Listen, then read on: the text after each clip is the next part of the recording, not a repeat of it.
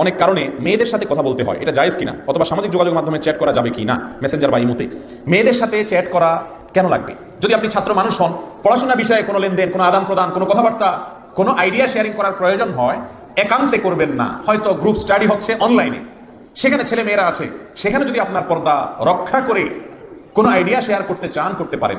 অন্যথায় একাকী নির্জনে কথা বলা, যেটা ফিতনার দিকে নিয়ে যাবে, মনের মধ্যে বাজে চিন্তা নিয়ে আসবে, সমাজ অস্থির হবে, অশান্তির দিকে যাবে, সেটা কোনো অবস্থাতে জায়েজ।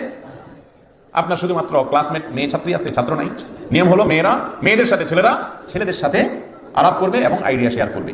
ভাইরা আমার, এই কথাগুলো শুনলে আমাদের ভালো লাগে না। হুজুররা সব ওল্ড, সব সেকেলে, পুরান আমলের। এখন জগৎ কোথায় চলে গেছে, হুজুরদের খোঁজ খবর নাই। এখন হলো ভাব, শেয়ারিং, কেয়ারিং। এখন আর এই সমস্ত এই মান্দাতার আমলে সব চলে না, নাউজুবিল্লাহ। এই চিন্তা আমাদের ভাইরা করে। এরপরে যখন এই ঐশীর মতো, ওই যে আনুষ্কা, দিহান, এই সমস্ত ঘটনা যখন ঘটে, তখন আবার মনে করে না রে, হুজুরা যেটা বলছিল কথা তো।